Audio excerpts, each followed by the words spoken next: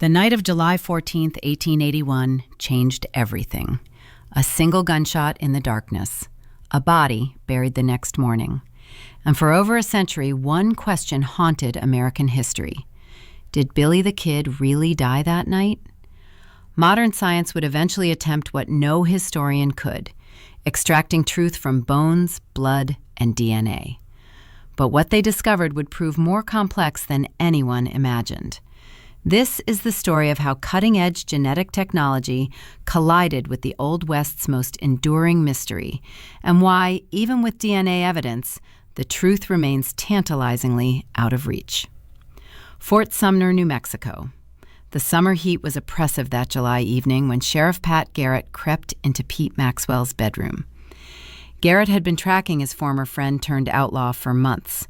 The young man known as Billy the Kid, real name Henry McCarty, though he'd used William Bonney among other aliases, had escaped from the Lincoln County Courthouse just months earlier, killing 2 deputies in the process. He'd slipped his death sentence, and now Garrett was determined to finish what the court had started. The room was pitch black. Garrett heard footsteps, saw a silhouette. The figure asked in Spanish, "Quién es? Who is it?" Garrett fired twice. The man fell. When they lit the lamps, they found a body. Pat Garrett claimed it was Billy the Kid. The outlaw was dead at 21 years old. Or so the official story went. But even from the beginning, something felt wrong. The villagers of Fort Sumner who came to view the body whispered among themselves. Some said the dead man's features didn't quite match the Billy they knew. The hair seemed different. The build wasn't right. Delavina Maxwell, a servant in the household who had known Billy well, reportedly looked at the body and said something was off, though accounts vary on exactly what she said. But Garrett was adamant, and who would dare contradict the man who just shot someone in the dark? The burial happened with unusual speed. By the next afternoon, the body was already in the ground at the old Fort Sumner Cemetery, next to 2 of Billy's friends killed in previous gunfights, Tom O'Folliard and Charlie Bowdry. No proper autopsy, no detailed photographs of the deceased, no inquest beyond Garrett's testimony, and a handful of witnesses. For a man who'd become one of the most notorious outlaws in the Southwest, the end seemed remarkably unceremonious, almost rushed. And so the whispers began, whispers that would echo through generations. What if Garrett had shot the wrong man? What if Billy the Kid, clever and cunning as he'd always been, had arranged for a substitute? What if he'd somehow convinced another man, perhaps a drifter named Billy Barlow, who'd been seen in the area, to take his place? To understand why these questions persisted, you need to understand who Billy the Kid really was and how he'd become such a legend even before his supposed death. Born Henry McCarty in New York City around 1859, he'd grown up in poverty. His father died or disappeared when Henry was young, leaving his mother Catherine to raise him and his brother alone. Catherine eventually moved the family west, searching for opportunity and a fresh start. She married a man named William Antrim in Santa Fe, giving young Henry a stepfather, but not much stability. Catherine died of tuberculosis when Henry was just 14 years old. Her death devastated the boy. William Antrim, never particularly interested in his stepsons, essentially abandoned Henry and his brother. The teenage boy was left to fend for himself in Silver City, New Mexico. He got into petty crime, stealing food, then laundry, then small items. He was arrested for the first time at 15, locked in a jail cell. But Henry was small, agile, and clever. He escaped by climbing up the jailhouse chimney, a feat that would become the first of many escape stories in his growing legend. From there, Henry drifted into the wild territories of Arizona and New Mexico, taking odd jobs as a ranch hand, a cowboy, a gambler. He fell in with questionable company. He learned to shoot, and by all accounts, he was naturally gifted with a gun, quick on the draw, accurate under pressure. He also had a charm about him, a boyish charisma that made people like him, despite his criminal tendencies. He was literate, unusual for cowboys of that era, and he loved to read dime novels about outlaws, perhaps seeing in them a romanticized version of the life he was living. His first confirmed killing came in 1877 when he was about 18 years old. In a saloon confrontation in Arizona, he shot a man named Frank Cahill during a fight. The circumstances were disputed. Some said Cahill had been bullying the smaller, younger Henry, who shot in self-defense. Others said it was a cold-blooded murder over a card game. Either way, Henry fled Arizona, returning to New Mexico where he began calling himself William Bonney, though everyone knew him by his nickname, the Kid. It was in Lincoln County, New Mexico, that William Bonney became Billy the Kid, and where the events occurred that would cement his place in American mythology. The Lincoln County War, as it came to be known, was essentially a business dispute that escalated into a shooting war. Two factions battled for economic control of the county. On one side, Lawrence Murphy and James Dolan, who controlled the main mercantile store and had connections to the corrupt Santa Fe ring of politicians and businessmen. On the other side, John Tunstall, a young English rancher and merchant, and his partner Alexander McSween, a lawyer. Billy hired on as a ranch hand and gunman for Tunstall, who treated the young outlaw with kindness and respect. For Billy, Tunstall became something like a father figure, perhaps the first man since his mother's death to show him genuine care. When a posse of Murphy Dolan men, operating under questionable legal authority, ambushed and killed Tunstall in February 1878, Billy was devastated. He swore revenge. What followed was months of violence. Billy joined a group called the Regulators, deputized to hunt down Tunstall's killers. But the Regulators quickly crossed the line from law enforcement to vigilante justice. They cornered and killed several men associated with the Murphy-Dolan faction. Billy participated in these killings, cementing his reputation as a dangerous gunman. The violence escalated, culminating in a 5-day battle in Lincoln, where the Regulators, including Billy, were trapped in the McSween house. When the Murphy-Dolan forces set fire to the building, the Regulators made a desperate escape attempt. McSween was killed in the chaos, but Billy fought his way out, reportedly killing several men in the process.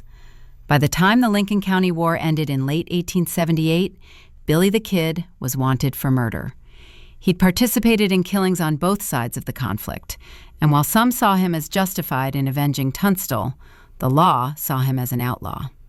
Governor Lew Wallace, appointed to bring peace to the territory, offered amnesty to most participants in the war.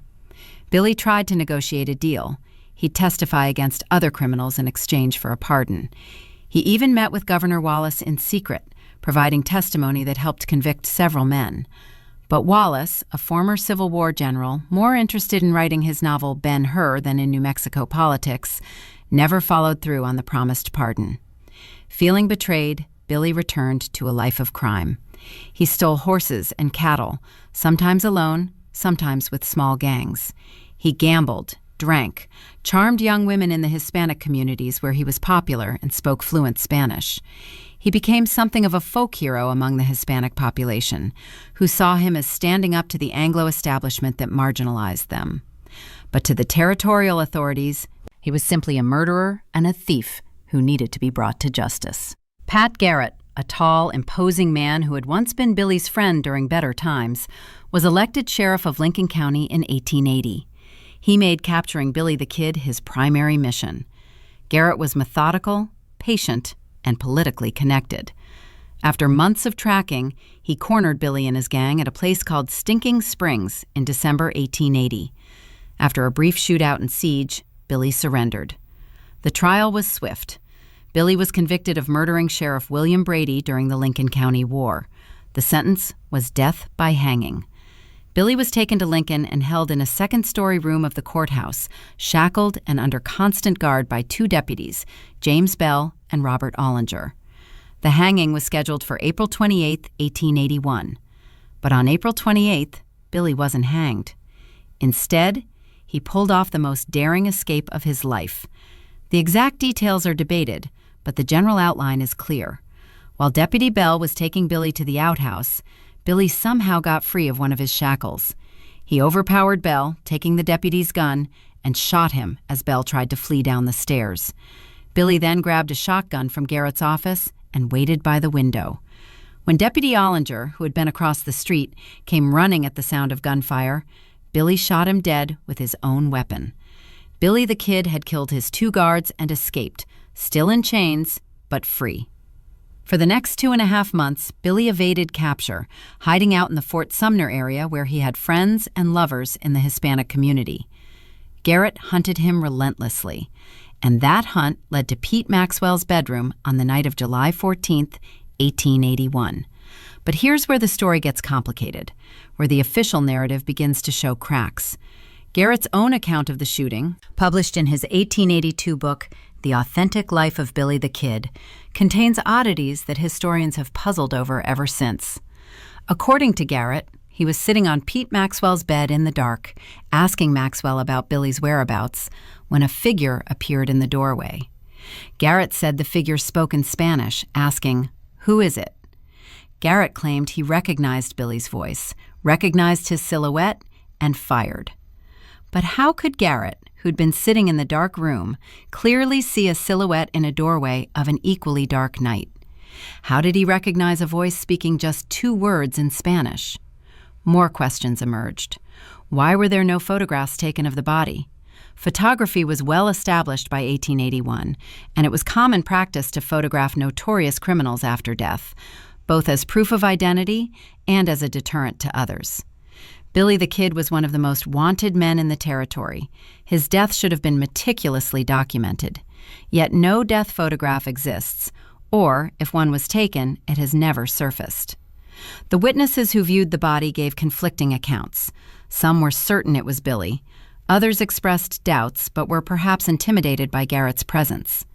Pete Maxwell, who owned the ranch and in whose bedroom the shooting occurred, confirmed it was Billy, but Maxwell was also in a delicate position. If Garrett had killed the wrong man, Maxwell might have been implicated in Billy's escape. He had every reason to back Garrett's story. Jesus Silva, who helped carry the body out of Maxwell's room, later claimed the dead man was Billy, but other Fort Sumner residents whispered that Silva was paid to identify the body. These whispers were never substantiated, but they never entirely disappeared either. The body itself was described as being that of a young man, slender, with dark hair. This matched Billy's general description, but it was also a fairly generic description that could fit many young men in the area. The clothing on the body was said to be Billy's, but clothing could easily be placed on any body. Without detailed photographs or a proper autopsy, there was no definitive proof beyond the witnesses' testimony. And witnesses, as we now know from decades of psychological research, can be unreliable, especially under pressure or when influenced by suggestion. Then there was the curious incident of the gravestone. The original wooden marker at Billy's grave was stolen by souvenir hunters within months of the burial. It was replaced, but that too was stolen.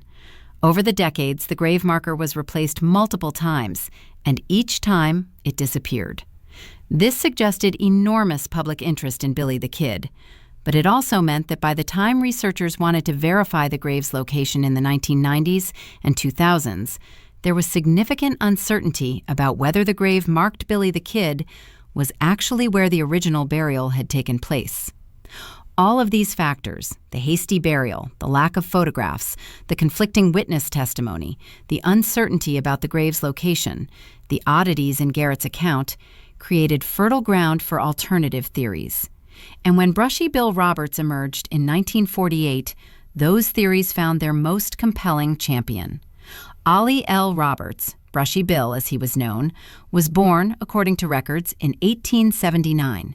This would make him 2 years old when Billy supposedly died, which obviously contradicted his claim to be Billy.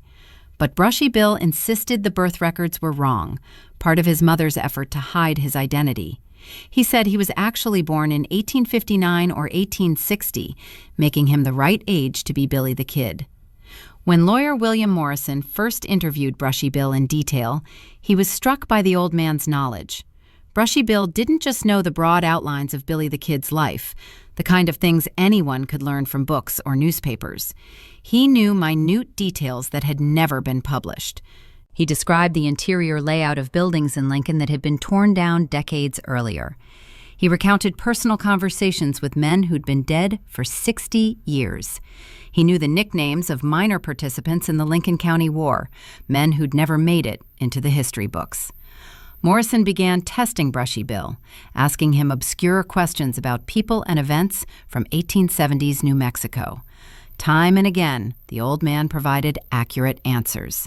He knew, for instance, that John Tunstall had a peculiar habit of adjusting his hat in a specific way before speaking.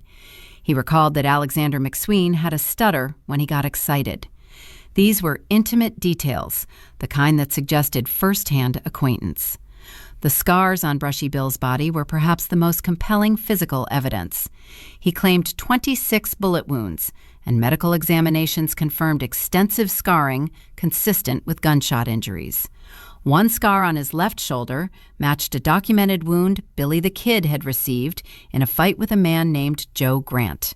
Another scar on his thigh corresponded to a wound from the Lincoln County War. A mark on his chest aligned with a reported injury from yet another gunfight. Skeptics argued that Brushy Bill could have acquired these wounds in his own violent life, that the correspondence with Billy's documented injuries was coincidental. But the sheer number of matching scars strained credibility. What were the odds that a random old cowboy would have bullet wounds in exactly the same locations as Billy the Kid? Brushy Bill's account of the Fort Sumner shooting differed dramatically from the official version. According to him, he had indeed been staying at Fort Sumner that July. He'd been involved romantically with one of Pete Maxwell's relatives, and he often visited the ranch. But on the night in question, he'd gotten word that Garrett was in the area. Billy claimed he'd arranged for another young man, possibly Billy Barlow, to distract Garrett while he slipped away. The plan went wrong. Garrett shot the decoy, and in the confusion of darkness and gunfire, everyone assumed the dead man was Billy the Kid. Billy himself, according to his story, fled in the chaos. He eventually made his way to Texas, assumed a new identity, and lived quietly for the rest of his life. Why didn't he come forward sooner? Brushy Bill explained that coming forward would have meant facing the death sentence that had been passed on Billy the Kid in 1881. Only when he was old, facing death anyway, did he decide to try to clear his name and obtain the pardon Governor Wallace had promised all those years ago. Morrison became convinced enough of Brushy Bill's story that he arranged the meeting with Governor Mabry. But Mabry was unconvinced. He needed proof, not just stories and scars. Without concrete evidence, he couldn't issue a pardon. Brushy Bill left the governor's mansion defeated. He died on December 27, 1950, in Hico, Texas, still insisting to the end that he was Billy the Kid. His death sparked a debate that continues to this day. Supporters point to his detailed knowledge and matching scars as evidence he was telling the truth. Detractors note that an old man's memories can be unreliable, that he might have conflated stories he'd heard with his own experiences, creating a false memory of being Billy the Kid. Some suggest he'd met Billy, or someone who knew Billy well, and absorbed their stories as his own. Others think he was simply a con man, albeit a remarkably well-informed one. The case of John Miller added another layer of complexity. Miller lived in Prescott, Arizona, and died in 1937, never publicly claiming to be Billy the Kid, but dropping hints to family and close friends. His wife and children believed he was the famous outlaw living under an assumed name. After his death, researchers began comparing photographs of Miller with authenticated images of Billy. The facial similarities were striking. A 1900 photograph of John Miller showed a man with the same facial structure, the same distinctive eyes, the same shape of jaw as Billy the Kid. Of course, many people can look similar without being the same person, but the resemblance was close enough that some researchers became convinced Miller was the real Billy. Miller's family reported that he had extensive knowledge of the Lincoln County War and would occasionally slip into reminiscences about events from that period, speaking as if he'd been there personally. He reportedly had scars from old gunshot wounds, though not as many as Brushy Bill claimed to have. And he'd lived his entire adult life under a cloud of secrecy about his past, refusing to discuss his early years in any detail. By the start of the 21st century, the Billy the Kid mystery had three main camps: those who believed the official story that Garrett killed Billy in 1881, those who thought Brushy Bill Roberts was the real Billy, and those who believed John Miller was Billy. Each camp had its arguments, its evidence, its passionate advocates, but none had definitive proof. Sheriff Tom Sullivan of Lincoln County decided it was time to apply modern forensic science to this old mystery. The plan he developed in 2003 was ambitious. Exhume the body buried as Billy the Kid in Fort Sumner, exhume Catherine Antrim's body in Silver City, and extract DNA from both. Mitochondrial DNA, which passes essentially unchanged from mother to all her children, would provide a definitive answer. If the Fort Sumner body's mitochondrial DNA matched Catherine's, then it was her son, and the official story was true. If it didn't match, then Garrett had killed someone else, and Billy had indeed escaped. The science behind this plan was solid. Mitochondrial DNA is more stable than nuclear DNA, persisting longer after death. It's been successfully extracted from ancient remains, including Egyptian mummies and Ice Age humans. Extracting it from bodies buried in 1881 and 1895 should have been straightforward, at least in theory. But theory collided with reality in multiple ways. The first obstacle was the 1904 Pecos River flood. Historical accounts describe the flood as devastating, with the swollen river tearing through the Fort Sumner cemetery. Coffins were uprooted, gravestones toppled, and bodies displaced. Local residents did their best to rebury what they found and restore the cemetery, but with numerous graves disturbed and markers missing, there was no way to be certain which remains belonged to whom. The current grave marked as Billy the Kid's is in approximately the right location, based on historical descriptions, and local tradition holds that it's the correct grave. But tradition and certainty are different things. There was a very real possibility that if they exhumed that grave, they might find remains belonging to someone else entirely. Perhaps one of Billy's friends buried nearby. Perhaps a stranger whose coffin washed to that spot during the flood. Catherine Antrim's grave in Silver City presented different but equally challenging problems. She'd been buried in 1874, 7 years before Billy's supposed death. Her grave had been moved at least once, possibly twice, as the Silver City Cemetery was reorganized and expanded over the decades. The current site marked as her grave was based on cemetery records and local memory. But those records had gaps, and memories after more than a century could be unreliable. Moreover, Silver City officials were deeply opposed to the exhumation. They argued it would set a dangerous precedent, opening the door for other historical grave disturbances. They worried about the cost, the logistics, the public relations nightmare if the exhumation went wrong. And there were economic concerns. Silver City had built a modest tourism industry around being the place where Billy the Kid spent part of his youth. If DNA testing proved the Fort Sumner body wasn't Billy, it might actually boost tourism as the mystery deepened. But if it proved Billy had died as claimed, some worried it might diminish public interest. Legal challenges mounted. Lawyers for Silver City argued that Catherine Antrim's next of kin hadn't consented to the exhumation, and without that consent, the court shouldn't authorize it. But identifying next of kin for someone who died 130 years earlier was itself a challenge. Catherine had other children besides Billy, but tracking down their descendants proved difficult. Some family lines had died out, others had scattered across the country, and not all were eager to be involved in such a public, controversial project. After years of legal wrangling, court hearings, and public debates, the exhumation plans fell apart.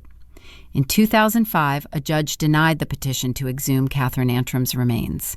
Without her DNA for comparison, exhuming the Fort Sumner body would provide much less useful information. Sheriff Sullivan and his team had to admit defeat on the original plan.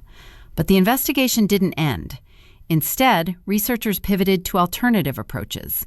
If they couldn't get DNA directly from Billy's supposed grave, maybe they could find it elsewhere. That's when attention turned to the wooden bench in Fort Sumner. Local tradition held that after the shooting, the body had been laid out in Pete Maxwell's house. Several people had viewed it there before the burial. The body, according to accounts, had bled significantly from the gunshot wounds.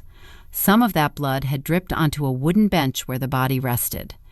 That bench had been preserved, passing through various hands over the decades, eventually ending up in a local museum. Forensic scientists examined the bench carefully. There were indeed dark stains on the wood that appeared to be bloodstains. But were they actually blood? And if so, whose blood? The bench was old and had been used for many purposes over the years. The stains could be from any number of sources: food, drink, rust, or blood from any number of people over the decades. Using specialized chemical tests, researchers confirmed that at least some of the stains contained hemoglobin, the iron-containing molecule in blood. So yes, there was blood on the bench. The next step was to try to extract DNA from that blood. This was challenging for multiple reasons. Wood is porous, and blood that soaks into wood degrades relatively quickly. After more than 120 years, any DNA would be highly fragmented. Moreover, wood contains compounds that can interfere with DNA extraction and analysis, making an already difficult task even harder. Using cutting-edge extraction techniques, researchers managed to recover small amounts of DNA from the bloodstains. The DNA was highly degraded. Instead of complete genetic sequences, they had only fragments. But even fragments can be informative. The genetic markers they recovered indicated the blood came from a male individual of European ancestry, which was consistent with Billy the Kid. But was it specifically Billy's blood? Without Catherine Antrim's DNA for comparison, they couldn't definitively prove a mother-child relationship. But they could take another approach, building a McCarty family genetic profile by finding living descendants of Billy's maternal relatives. This required extensive genealogical research, tracing Catherine's family tree back in Ireland and then forward through other branches of the family. The research was painstaking. Catherine McCarty had been born Catherine Devine in Ireland, probably in the 1830s. She'd immigrated to America, married a man with the surname McCarty, or McCarthy, records vary, and had at least 2 sons, Henry, Billy, and Joseph. Tracking down descendants of Catherine's siblings or other relatives meant digging through church records, immigration documents, census data, and family trees that spanned continents and centuries. Eventually, researchers identified several individuals who, based on genealogical evidence, should share mitochondrial DNA with Catherine and thus with Billy. Blood samples were collected from these distant relatives with their consent. The mitochondrial DNA was extracted and sequenced, creating a reference profile for the maternal line. When this reference profile was compared with the DNA recovered from the bench, the results were intriguing but not conclusive. The genetic markers showed a probability. The DNA from the bench could have come from someone in the McCarty maternal line, but the degradation was severe enough that statistical certainty was impossible to achieve.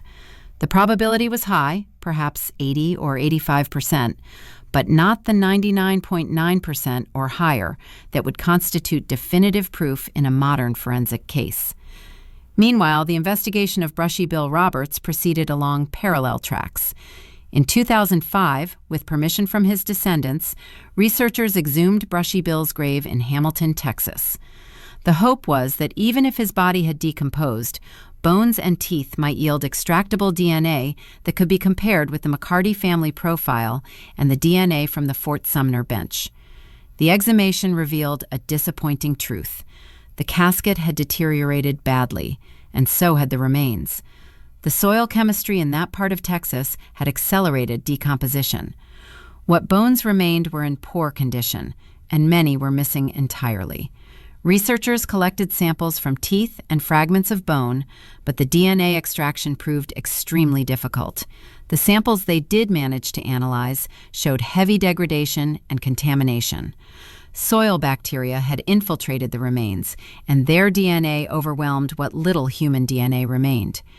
After months of analysis and repeated attempts using different extraction methods, the forensic laboratory had to report that they couldn't get a reliable genetic profile from Brushy Bill's remains. The results were simply too degraded and too contaminated to be useful. However, forensic anthropologists who examined Brushy Bill's skeletal remains made a significant finding. Using multiple aging techniques, analysis of pelvic structure, examination of tooth wear, assessment of bone density, and evaluation of degenerative changes in joints, they estimated that Brushy Bill had been between 75 and 85 years old at death in 1950. If Billy the Kid had been born around 1859, as most historians believe, he would have been 90 or 91 in 1950. The discrepancy wasn't enormous, but it was there. Aging estimates from skeletal remains aren't perfectly precise, especially for older individuals. The margin of error can be 5 to 10 years, or even more. So this finding didn't definitively disprove Brushy Bill's claim, but it did cast some doubt on it. Of course, his supporters argued that Billy's hard life, multiple gunshot wounds, years on the run, poor nutrition during his outlaw period, might have aged him prematurely in ways that would make his skeleton appear older than his chronological age. The investigation into John Miller's claim proceeded differently. Miller had been cremated after his death in 1937, so there were no remains to exhume and test. Instead, researchers focused on photographs and historical documentation. They collected every available photograph of Miller and compared them with authenticated photographs of Billy the Kid using facial recognition software. Facial recognition technology has advanced dramatically in recent years, powered by artificial intelligence and machine learning algorithms. These systems can identify people across different ages, different angles, different lighting conditions. They measure dozens or even hundreds of facial features: the distance between eyes, the shape of the nose, the contour of the jaw, the position of ears relative to other features. When photographs of John Miller and Billy the Kid were fed into these systems, the results were mixed. Some algorithms indicated a high probability of a match, suggesting the two men could be the same person photographed at different ages. Other algorithms found significant discrepancies, suggesting they were different people who happened to look similar. The inconsistency in results likely reflected the quality of the historical photographs. The Billy the Kid photos are old, faded, and limited in number, making definitive analysis difficult. Researchers also examined the so-called croquet photo, a tin-type photograph purchased at an antique shop for just $2 in 2010. The photo showed several young people playing croquet, and one figure bore a striking resemblance to Billy the Kid. If this was indeed Billy, it would provide additional photographic evidence for comparison and might help resolve questions about his appearance. Experts analyzed the photo using techniques developed for historical photograph authentication, examining the type of photographic process used, analyzing clothing styles and background details to establish dating, and using facial recognition to compare the figure with known Billy the Kid images. The analysis suggested the photo was authentic to the period, taken in 1870s or 1880s New Mexico, but couldn't definitively confirm whether the figure was Billy. The resemblance was strong enough that some researchers included it in their analysis, while others remained skeptical. As DNA technology continued advancing through the 2010s and into the 2020s, researchers held out hope that new techniques might extract more information from the degraded samples they'd collected. Next-generation sequencing technologies emerged, capable of working with shorter DNA fragments, with more degraded samples, with lower concentrations of genetic material. Techniques like ancient DNA analysis, originally developed for studying Neanderthals and other extinct human relatives, were adapted for historical forensic cases. These new methods were applied to the samples from the Fort Sumner bench and from Brushy Bill's remains. The enhanced analysis of the bench samples confirmed the earlier findings. The DNA was consistent with the McCarty maternal line, with a probability high enough to be suggestive, but not quite high enough to be conclusive. The new analysis of Brushy Bill's samples managed to recover slightly more genetic information, but not enough to make a definitive determination. The contamination and degradation were simply too severe.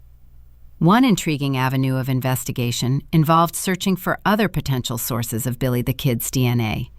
Researchers combed through museums and private collections, looking for artifacts that Billy might have touched, used, or bled on. They found several items claimed to have belonged to him: a knife, a hat, a saddle, even clothing, but provenance was questionable in every case. The chain of custody for these artifacts had breaks, gaps, periods where their location and ownership were unknown. Without solid provenance, any DNA found on these items couldn't be reliably attributed to Billy the Kid. It could have come from any of the dozens or hundreds of people who'd handled the artifacts over the decades. The investigation also explored historical documents, searching for any that Billy might have signed or handled extensively. Aged paper can sometimes retain skin cells from which DNA might be extracted. But again, provenance and contamination were issues. Historical documents passed through many hands. Even if Billy had handled a document in 1880, countless others had handled it since, and their DNA would likely overwhelm any traces from Billy. Perhaps the most innovative approach involved building a statistical model that incorporated all available evidence: the fragmentary DNA from the bench, the witness testimony from 1881, the historical documentation, the physical evidence from the Fort Sumner site, the genealogical research, and even the claims of Brushy Bill and John Miller. Using Bayesian statistical methods, researchers calculated probabilities for different scenarios. The model suggested that the most probable scenario, with about 85% likelihood, was that Pat Garrett did indeed kill Billy the Kid on July 14, 1881, as the official story claimed. The probability that Brushy Bill Roberts was Billy the Kid came in at less than 5%. The John Miller scenario had a probability of perhaps 8%. The remaining probability covered various other possibilities: that Billy escaped but died soon after from other causes, that he survived but under a different identity than either Brushy Bill or Miller, or that the truth was something more complex than any of the main theories. But even 85% probability isn't certainty. In criminal justice, conviction requires proof beyond reasonable doubt, generally understood as 95% certainty or higher. In civil cases, the standard is preponderance of evidence, meaning more than 50% probability. By civil standards, the case was closed. Billy died in 1881. By criminal standards, there was still reasonable doubt. And that reasonable doubt is what keeps the mystery alive. Because even if we're 85 or 90 or even 95% certain, that remaining uncertainty nags at us. What if we're in that 5 or 10 or 15%? What if Billy really did escape? What if he lived a long life under another name, watching as his legend grew, smiling at how everyone thought he was dead? The cultural impact of this investigation extended far beyond the scientific findings. News of the DNA testing attempts made headlines around the world. Documentaries were produced exploring the case in detail. Museums in New Mexico saw increased attendance as public interest in Billy the Kid surged. The town of Lincoln, which had been quietly declining for decades, experienced something of a renaissance as Billy the Kid tourism increased. Some historians criticized the investigation, arguing that excessive focus on the question of when Billy died distracted from more important historical questions about the Lincoln County War, about frontier justice, about the economic and social forces that shaped the American West. Others defended it, saying that genealogical research conducted for the DNA investigation had uncovered new historical information about Billy's family and early life. The investigation also sparked broader discussions about the application of forensic science to historical mysteries. If DNA testing could be used to investigate Billy the Kid's death, what about other historical controversies? Researchers began proposing DNA studies of other historical figures, examining whether Richard III's remains had been correctly identified, testing the burial site of Butch Cassidy to see if he really died in Bolivia, analyzing supposed relics of famous people to verify authenticity. But each of these investigations faced the same fundamental challenges as the Billy the Kid case: degraded samples, questionable provenance, incomplete genetic profiles, and results that provided probabilities rather than certainties. Science can narrow the range of possibilities, can make some scenarios more likely and others less likely, but it rarely provides the absolute answers we crave when it comes to historical mysteries. The Billy the Kid DNA investigation ultimately reveals as much about our relationship with history as it does about the historical facts themselves. We want our history to be clear and certain, want to know exactly what happened and when and to whom. But history isn't like that. History is messy, ambiguous, contested. Sources contradict each other. Evidence gets lost or destroyed. People lie, misremember, exaggerate. And as time passes, the certainty we seek becomes increasingly elusive.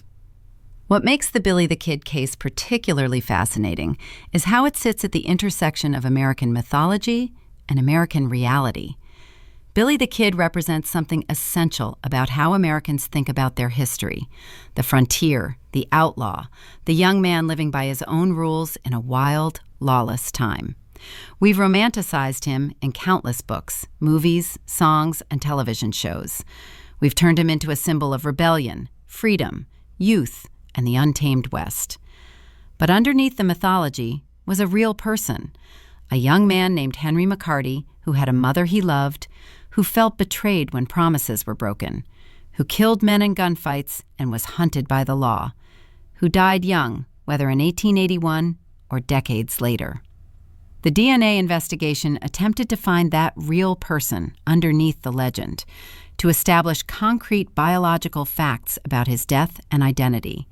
Yet even as science has narrowed the possibilities, the legend remains largely untouched. Billy the Kid is bigger than any DNA test. He's an idea, a story we tell ourselves about who we were and who we wanted to be. And ideas don't die, even when the people who inspired them have been dead for more than a century. Today, samples from the Billy the Kid DNA investigation remain stored in climate-controlled facilities, carefully preserved against further degradation. As new DNA technologies emerge, and they continue to emerge at a rapid pace, these samples might someday yield additional information. Perhaps a breakthrough in ancient DNA analysis will allow researchers to extract better genetic profiles from the highly degraded bench samples. Perhaps new genealogical research will identify additional McCarty family descendants whose DNA can be tested. Perhaps some artifact with better provenance will surface, providing a new source of DNA for testing. Or perhaps not. Perhaps we've reached the limits of what science can tell us about this particular historical mystery. Perhaps the remaining uncertainty is simply the price of investigating events that happened nearly a century and a half ago, in a time and place where documentation was sparse and physical evidence was rarely preserved with future scientific analysis in mind. If so, that's perhaps fitting. Billy the Kid lived in a time of ambiguity and uncertainty, a time when men could reinvent themselves, when identity was fluid, when the line between law and outlaw was often blurred. That he should remain suspended in a similar state of ambiguity, neither proven conclusively dead nor proven to have survived, seems appropriate to his character and his time. The investigation continues, in a sense, not because new evidence is actively being collected, but because researchers continue to debate and analyze the evidence already gathered. Academic papers are still published, arguing one side or another of the controversy. New books appear every few years, each promising to finally solve the mystery. Documentary filmmakers return to the story again and again, each time finding some new angle or some overlooked detail to explore. And through it all, Billy the Kid remains what he's always been, not just a historical figure, but a mirror in which Americans see reflected their own ideas about freedom, justice, law, and rebellion. He's a Rorschach test, ambiguous enough that each generation, each person, can project onto him whatever they want to see. The DNA investigation was an attempt to strip away that ambiguity, to replace mythology with biology, to substitute genetic certainty for historical speculation. It succeeded in part. We know more now than we did before about the probable truth of what happened on July 14, 1881. But it also failed in part, because the mystery that matters, the question that really drives our fascination, isn't really, did Billy the Kid die in 1881? It's, what does Billy the Kid mean? And that's a question science can't answer. So Billy rides on through our imagination, forever young, forever on the run, forever just out of reach. He's in a dark doorway in Fort Sumner, asking in Spanish who's there. He's climbing through a jailhouse chimney at 15, beginning his outlaw career. He's sitting around a campfire with other cowboys, telling stories and laughing. He's an old man in Texas, carrying a secret to his grave. He's all of these things, and none of them. A ghost haunting the American West, refusing to be pinned down by something as mundane as DNA evidence. And maybe that's exactly as it should be. Maybe some mysteries are meant to remain mysteries, not despite our best efforts to solve them, but because something in us wants them to remain unsolved. Maybe we need Billy the Kid to be eternal, uncertain, ambiguous, a reminder that not everything can be known, not everything can be proven, and not every story has a definitive ending. The Billy the Kid DNA investigation reached its conclusion not with a bang, but with a whisper, a probability, a likelihood, a most probably. In our age of certainty and definitive answers, of binary outcomes and clear resolutions, perhaps there's something refreshing about a story that refuses to be fully resolved. It reminds us that history is not just a collection of facts to be verified and filed away, but an ongoing conversation between past and present, between what we know and what we believe, between reality and legend. Billy the Kid, whoever he was, whatever happened to him, has achieved a kind of immortality that few historical figures attain, not just through DNA that may or may not rest in a grave in Fort Sumner, but through the stories we continue to tell, the questions we continue to ask, and the fascination that refuses to die, even as the last people who knew him have been gone for a century. In the end, maybe that's the only immortality that really matters. Not the biological persistence of DNA, but the cultural persistence of story, legend, and enduring mystery.